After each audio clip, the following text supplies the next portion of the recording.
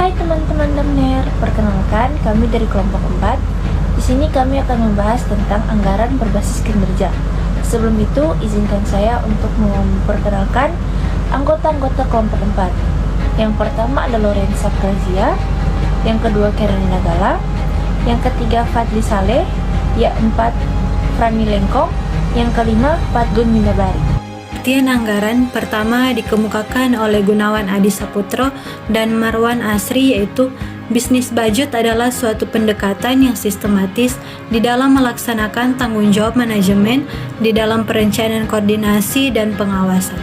Dalam suatu pengertian anggaran, ada 4 unsur yang melekat dalam anggaran, diantaranya yaitu yang pertama rencana, yang kedua meliputi seluruh kegiatan perusahaan atau pemerintah, yang ketiga dinyatakan dalam unit satuan moneter, dan yang keempat jangka waktu tertentu yang akan datang.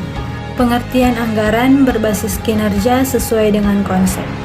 Sistem penganggaran yang selama ini diterapkan perkembangan dunia internasional yang sangat pesat, sehingga sudah selayaknya kalau sistem penganggaran tersebut diganti dengan sistem penganggaran yang mampu merespon perubahan-perubahan tersebut.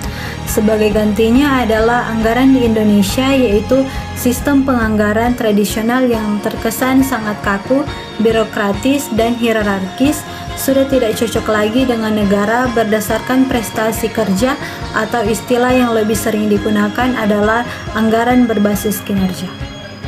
Tujuan dengan penyusunan anggaran berbasis kinerja diharapkan rencana dan program-program pembangunan yang disusun dapat mengarah kepada: yang pertama, terwujudnya sasaran yang telah ditetapkan; yang kedua, dicapainya hasil yang optimal dari setiap investasi yang dilakukan guna meningkatkan kualitas pelayanan publik; dan yang ketiga, tercapainya efisiensi serta peningkatan produktivitas di dalam pengelolaan sumber daya dan peningkatan kualitas produk serta jasa untuk mewujudkan kesinambungan pembangunan dan kemandirian nasional. Dan yang terakhir, mendukung alokasi anggaran terhadap prioritas program dan kegiatan yang akan dilaksanakan. Elemen-elemen yang penting untuk diperhatikan dalam penganggaran berbasis kinerja. Yang pertama, tujuan yang disepakati dan ukuran pencapaiannya. Dan yang kedua, pengumpulan informasi yang sistematis atas radiasi pencapaian kinerja dapat diandalkan dan konsisten, sehingga dapat diperbandingkan antara biaya dengan prestasinya. Kemudian penyusunan anggaran berbasis kinerja.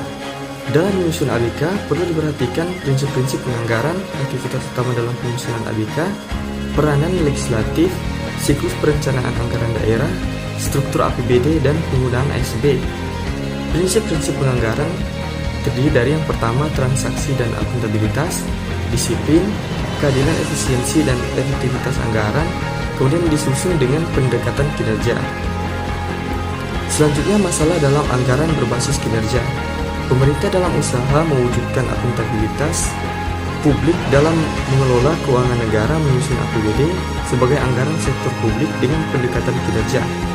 Anggaran dengan pendekatan kinerja adalah suatu sistem anggaran yang mengutamakan upaya pencapaian hasil kerja atau output dan perencanaan alokasi biaya atau input yang ditetapkan. Anggaran yang disusun dengan pendekatan kinerja dapat dijelaskan sebagai berikut. Yang pertama, suatu sistem anggaran yang mengutamakan upaya pencapaian hasil kerja dari perencanaan alokasi biaya yang ditetapkan, kemudian output atau keluaran, dan terakhir input atau masukan. Baiklah, saat ini kita masuk dalam rangkuman anggaran berbasis kinerja. Seperti yang sudah teman-teman saya sampaikan tadi di pembahasan yang awal mengenai anggaran berbasis kinerja ini.